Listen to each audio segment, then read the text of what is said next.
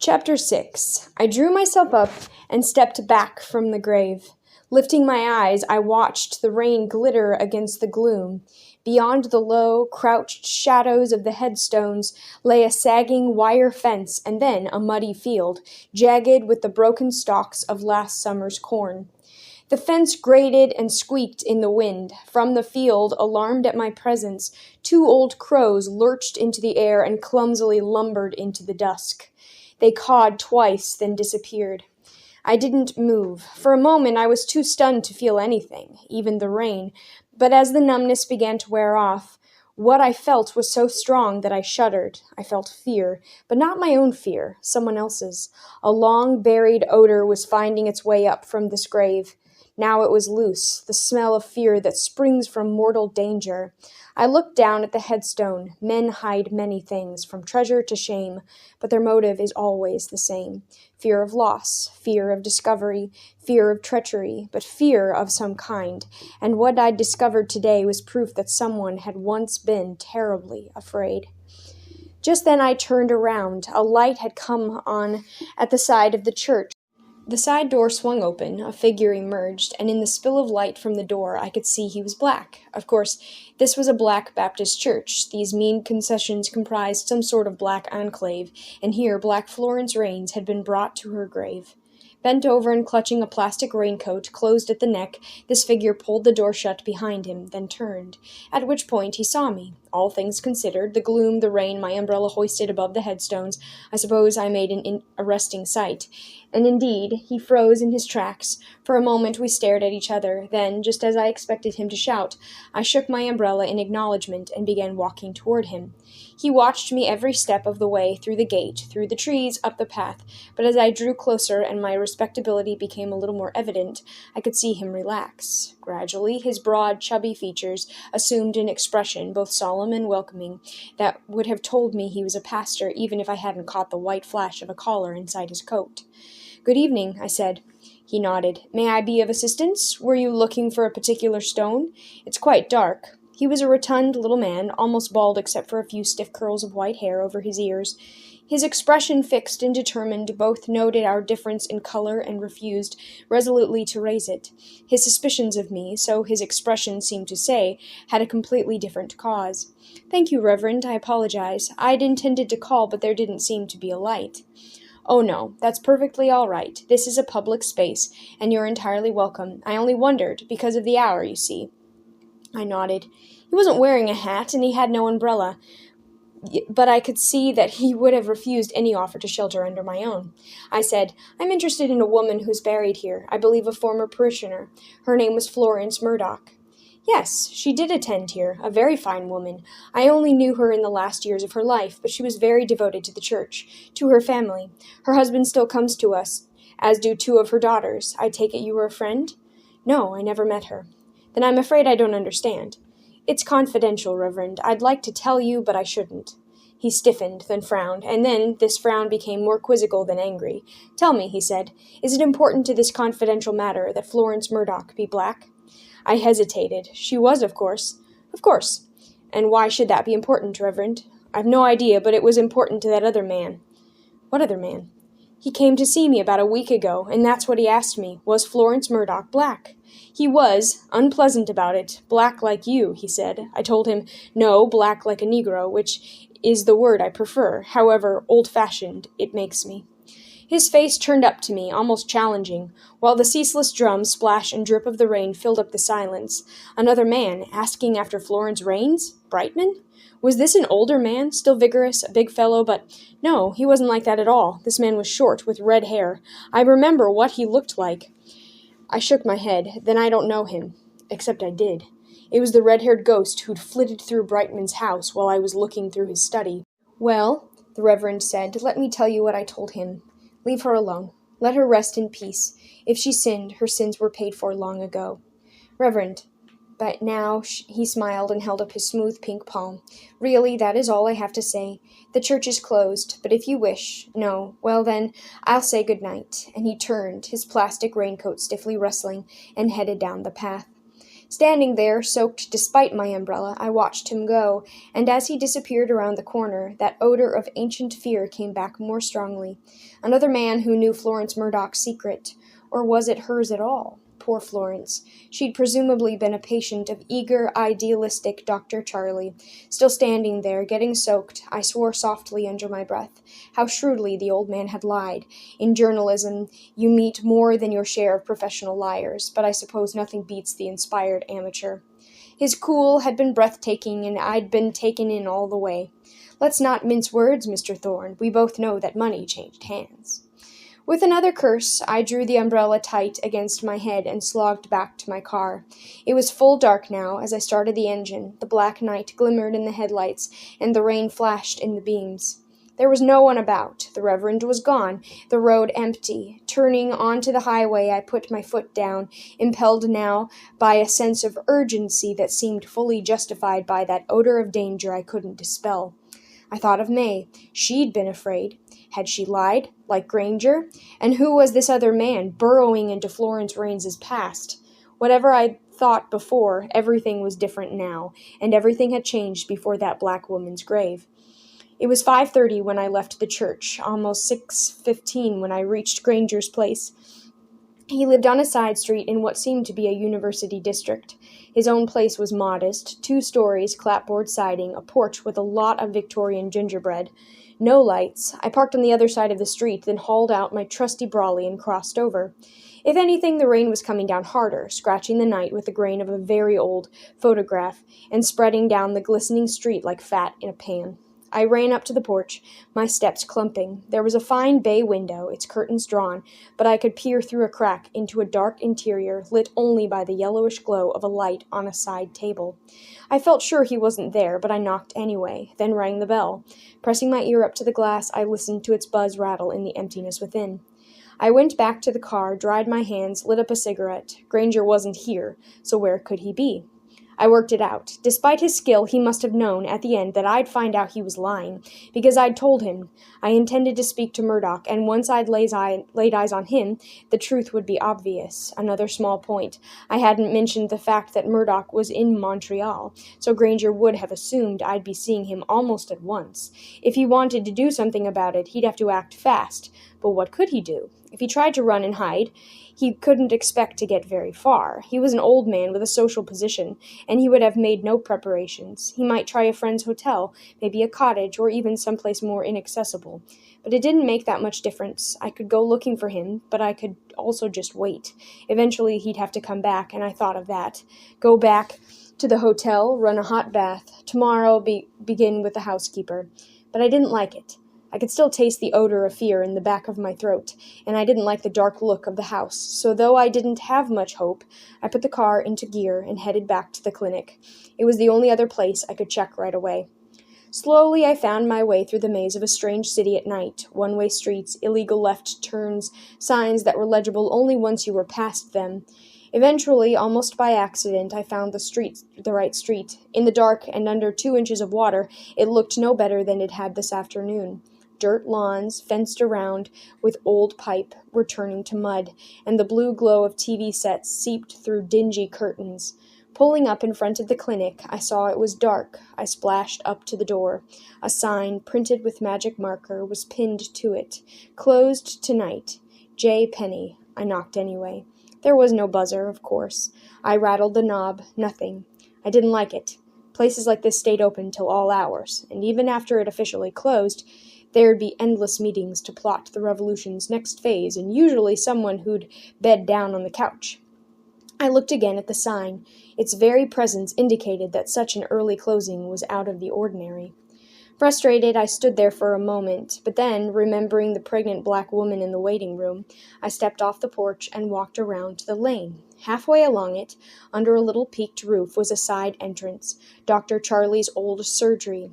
It didn't seem very likely, but I told myself it was possible. A cot, a hot plate, a tin of baked beans, and so I put my head down and ran up the drive. Sheltered as I was by the clinic and the building next door, the rain wasn't so bad. I came up to the entrance. It was dark as a well. Cement steps led down. Feeling forward, I went down them, plunging from the last into the ankle-deep water. It was very dark, especially under the umbrella, and I groped ahead to the door, which was shut, locked, padlocked, and when I pulled at the hasp, I knew it hadn't been opened in years. I waded back toward the steps, but that's when I heard someone come down the drive. I stood still.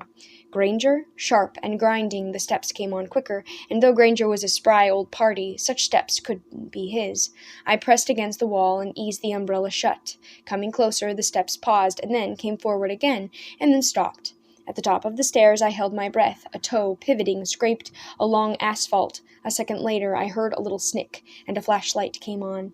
A narrow beam darted down into my well, found the door, steadied against the lock, then winked it out. It had missed me because of the angle, and then, as a yellow blotch pulsed in front of my eyes, the steps went away. I waited a second, not quite sure which way they'd gone. Cautiously I edged up the stairs. Staying in a crouch as I drew level with the drive, I looked back toward the street, but both the drive and the sidewalk were empty. I stepped up, turning around, then looking toward the back of the house. Behind me, a car passed in the street. Overhead, beyond the rain and the sound of the city, I heard the drone of an airplane. I stared into the darkness. Shadow folded in upon shadow, the rain swirling the night into tunnels and gyres. But there was no sign of anyone. I listened. Tires hissed. The plane grumbled away. I stepped forward. Rain sounds filled my ears, the metallic drumming of the drops on the flashing of the roof, a plopping drip from the eaves, the staccato splashing on asphalt. I stopped. I'd now reached the back of the house where I'd sat this afternoon, talking with Granger. I waited and listened. A downpipe emptied here with a gush, and there was the softer sound of the rain on the grass of the garden.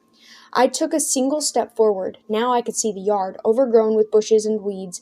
At the back was a high wooden wall, and the back wall of a neighbor's shed or garage.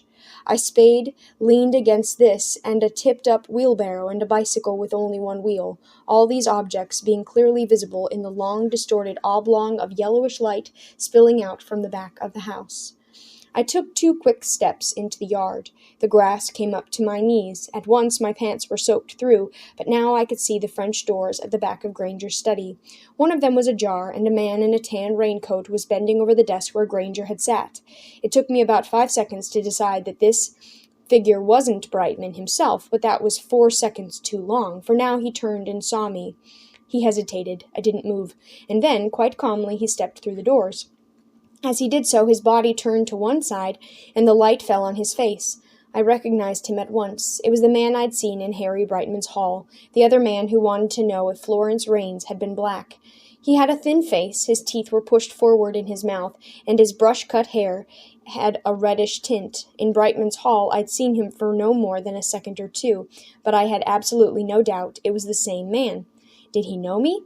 I wasn't sure. He had a good look at me as he came through those doors, but nothing moved in his eyes. Perhaps to him it didn't make any difference, for he had a gun in his hand, and guns didn't encourage distinctions. I froze at the sight of it. For a second, that's all I could see, and all I could hear was the beat of my heart, now drumming so hard it drowned out the rain. He stepped slowly toward me. He had to, because I was between him and the drive, and now, for an instant, his eyes met mine, and I was sure he had no idea who I might be. Slowly, his shoulder brushing the back wall of the house, he edged past me, then stopped.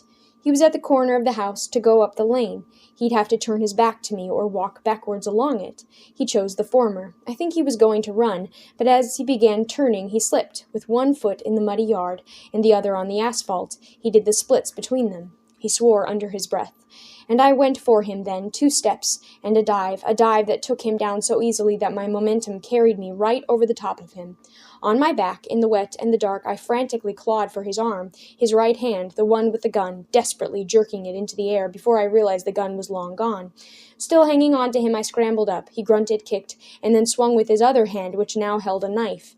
Jerking his right arm, I whipped him away from me. He staggered, lunged. I whipped him round once again and again. He was stumbling, trying to keep his feet under him, until finally, with a ripping sound, his raincoat came away in my hand.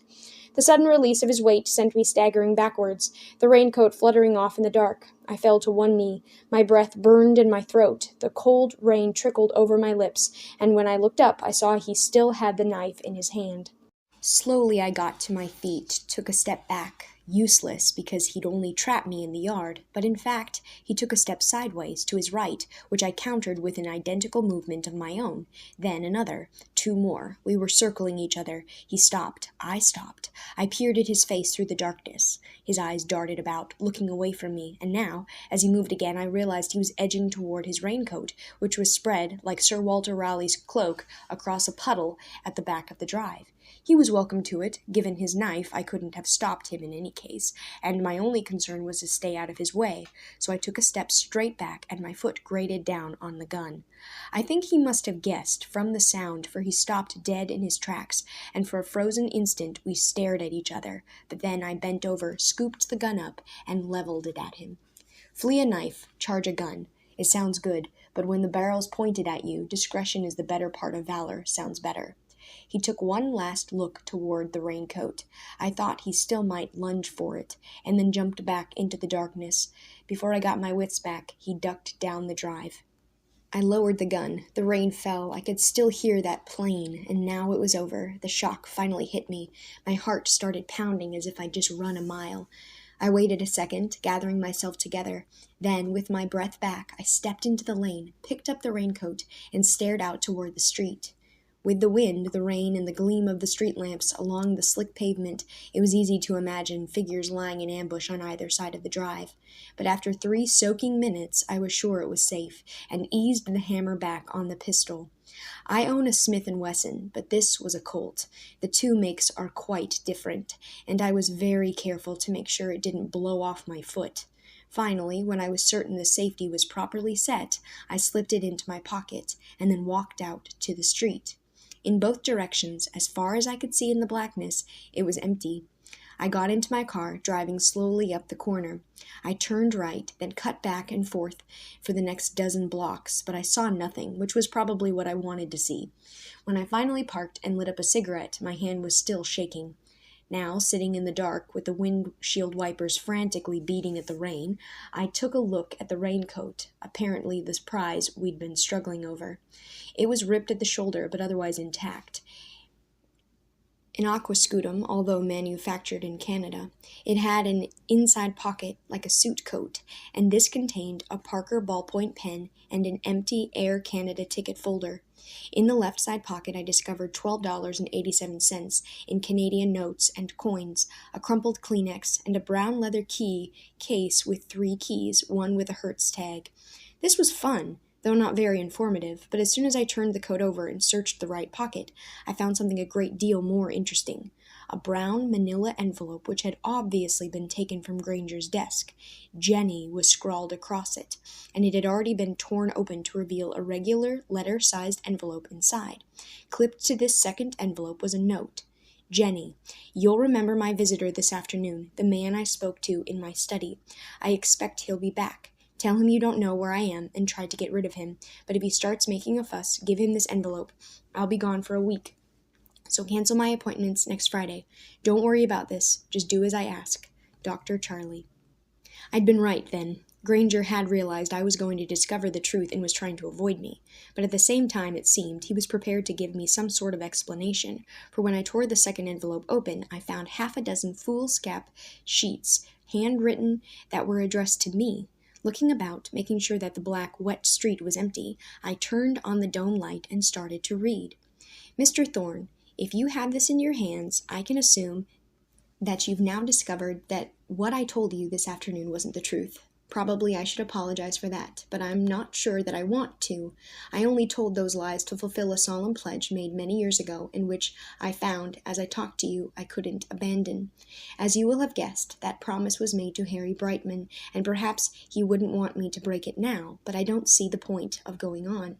Having spoken with James Murdoch, you will now know our story is false, and your attempts to discover what I can easily tell you may only distress many innocent people. Besides, it was all so long ago that I hardly think it can matter.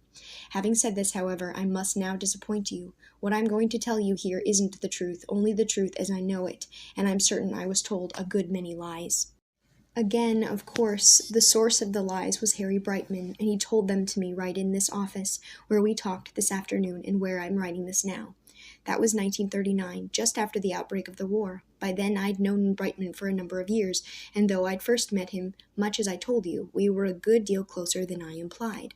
I liked him almost to the point of fascination, and I think he liked me. A number of circumstances drew us together. We were both young men pursuing conventional careers, but in an unconventional way. Brightman, a businessman, was making his fortune out of the Soviet Union, and I was attempting the difficult feat of being a practicing doctor and a practicing socialist at the same time. Brightman was a great storyteller, I an excellent listener, and the tales of his trips to the USSR enthralled me. I wouldn't have described him as sympathetic to the left, but he was genuinely curious and observed what was happening in Russia with an unprejudiced eye. Thinking back, I would guess that my youthful idealism amused him, but I believe he also respected me for it. When I opened up my first clinic, he made, unasked, a large contribution. In any case, by the autumn of 1939, we were close friends, and I suppose the story he told me, even if it was false, was the sort of story you could tell to a friend. It all began, he said, shortly after he'd first met me, at the time of his first visits to the Soviet Union. I can't remember the precise date, but it would have been in the mid to late 20s. As you may know, he went there originally to purchase furs at the invitation of the state agency concerned with the fur exports. Sayush Pushnina. He described that trip many times, his own excitement, the slow passage up the Kiel Canal to the Baltic, his arrival at the Finland station with its ghost of Lenin. That first time, he said, there weren't many buyers, only 2 or 3 dozen from a handful of countries. Nevertheless, the whole business was of great importance to the Soviet authorities. Fur was one of their only exports to the West, and was therefore one of their few sources of hard currency. Consequently, Brightman and his companions were wined and dined in great style. There were official receptions, private droshkis to take them around, side trips to Moscow, visits backstage at the Bolshoi. Brightman always joked to me that every official he met began their meeting with a vodka toast and the presentation of a special kind of chocolate with a picture of Pushkin on the box.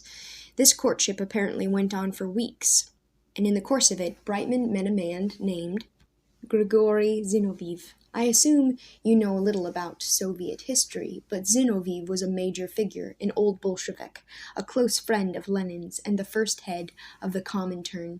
Brightman had often told me about his meetings with this man. I was a little in awe of a person who'd met such a man, but now he told me that he had an affair with a woman on Zinoviev's staff named Anna Kristina. This was in 1939, the first time he'd mentioned her, but as he spoke it was clear to me that he loved her. I still believe that he did, and I suppose that belief made it easier to believe everything else. Their affair, he claimed, had begun on his first trip and continued on subsequent ones. The last of these had been made in 1933 or 34 on the eve of his departure. Anna Kristina had told Brightman that he had made her pregnant and that she intended to bear his child.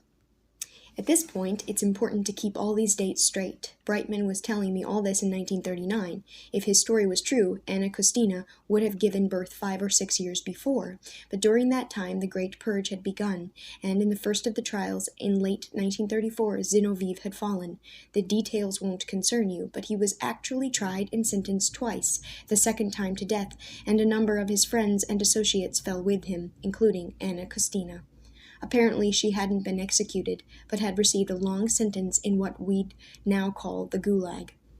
But what about Brightman's child? This, of course, was the reason he'd come to see me. He'd long since assumed, so he said, that the child was lost, or at least that he'd never see her, but now he claimed to have received word from inside the USSR that it might be possible to get her out. But to do so, he said, would require my help. Specifically, he wanted me to provide him with the papers necessary to get the child into the country. He'd already worked out how I could do this. As it happened, I had 2 children of my own, one 6 years old, the other newborn. If I applied for a passport, submitting Brightman's photograph instead of my own, and had my 2 daughters included on it, Brightman could travel overseas as me and return with this child. I agreed to do this. It makes no difference why. I understood what I was doing, and I wanted to do it. Shortly afterwards, having received my passport, Brightman departed for Europe, and a few months later, early in 1940, I had the unique experience of meeting myself at the dockside. But I was now given quite a surprise. The child Brightman should have brought back was a 6 or 7-year-old. In fact, the child in his arms was an infant. It was all very cunning. He had no difficulty bringing her into the country, for she merely took the part of my younger daughter rather than my older one. But was this, in fact, the child he'd originally intended to get? He said not. He claimed that it had proved impossible to bring his own child out, so instead he'd rescued the child of another Russian friend who was in some sort of political danger. Who was this friend? He wouldn't say. He merely insisted that the danger was real, and that he therefore wished to adopt the child as quickly as possible. Again, he asked for my help. I was more reluctant to give it to him. I was now convinced he'd been lied to, but I was involved so deeply that it was hard to object. I looked around for a way to do what he wanted. It seemed difficult, perhaps impossible, until we had a stroke of luck. Florence Raines, you will have guessed, in a general way, her involvement, but I will tell you the details, if only to ensure that you leave her family alone. In 1939, she was a young black woman who'd been my patient for several years. In the usual way, she came to me, and I discovered that she was pregnant. This calamity, though common enough, was especially hard on her because she had a job with the Board of Education, a job other people might have despised, but which seemed an excellent one to her, and she would lose it automatically on moral grounds. Desperate, she came to me a few days later and asked for an abortion. I agreed, until a further examination convinced me that it would have been dangerous for medical reasons. I helped her, though, as best I could, providing a letter to her supervisor requiring her to take an extended medical leave. This was accepted. Accordingly, she went to stay with her mother, who lived a little outside of town, and there I brought her child into the world. Since the grandmother was prepared to keep the child with her, this seemed to cope with the problem, and I forgot about it. Then, a few weeks after Brightman's return from Europe, Florence called me. Her child was very sick, perhaps dying. I immediately went to her house, where I discovered that the grandmother had been very ill with the flu, and the child had contracted it. A day later, despite my best efforts, it succumbed. I saw my opportunity at once. Without even consulting Brightman, I took it.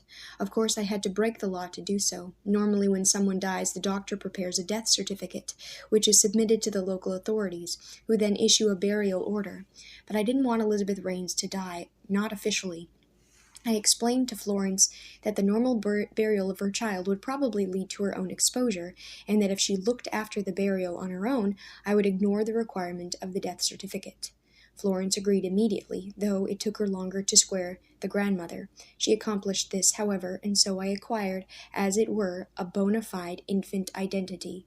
I presented it to Brightman. He was leery at first, but soon saw the virtue of the solution chance had now offered us. He insisted, sensibly, that Florence be kept in the dark, thereby necessitating a public adoption procedure, but even this was a help.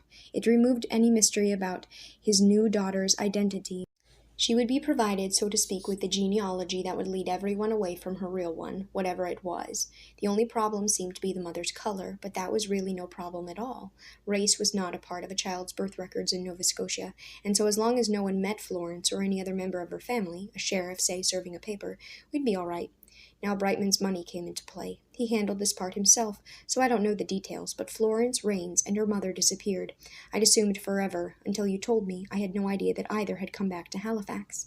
And so, some little time afterwards, the adoption went through. The above, Mr. Thorne, is everything I know about this matter. Once the adoption was complete, my contacts with Brightman became infrequent, and I haven't seen him at all since 1945. I have no idea why he has now disappeared. Let me also say that I'll answer no more questions about this. I have written this in my own hand, so it constitutes a confession. You should believe it for this reason alone, and if you present it to the police or a Crown attorney, I might be obliged to answer to them, but I won't answer to you. For me, having stated everything that I know about it, the matter is closed. Still, I have thought about this for a very long time, and as a last word, I suppose I might as well give you my theory as to who this child is. I assume that some of what Brightman told me was true. It was a good lie, and the best lies always contain some of the truth. He did go to Russia, after all.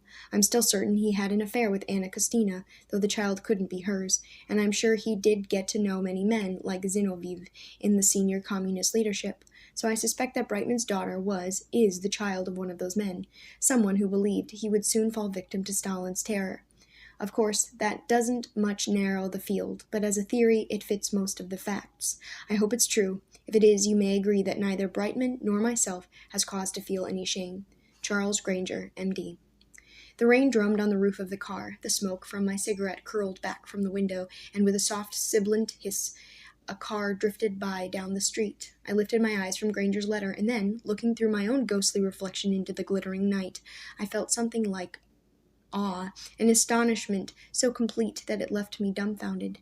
I'd never known anything like it. His story was extraordinary in itself, but the circumstances by which it had come into my hands on this cold, rainy night in this dark little city seemed to lift it into the message in a bottle category. Revolutionary Russia, Zinoviev, chief of the Comintern, a child snatched from the jaws of the Red Terror. Even if it wasn't true, you couldn't ask for anything more melodramatic. Question: who was May Brightman? Answer: a fascinating political mystery. I stubbed out my cigarette, lit another, put the car into gear, and then for 10 minutes I simply drove around the dark streets. Did I believe it? Was this the truth as Granger knew it? And how much of this truth was a lie? Above all, who was the man in the alley? Like waves on a beach, the questions began piling up, and they were no easier to catch hold of than the surf. But as I made my way back to the hotel, I began to grasp a few things. I had a clearer picture of Granger to begin with. As he himself had said, the best lies contained some of the truth, and that went for the lies he'd told about his own past. He'd been idealistic, all right, and definitely a bit of a socialist. So idealistic and so much a socialist, I was prepared to bet that he'd been a member of the Communist Party, with connections that went straight back to their embassy. Was that too big a leap? I didn't think so.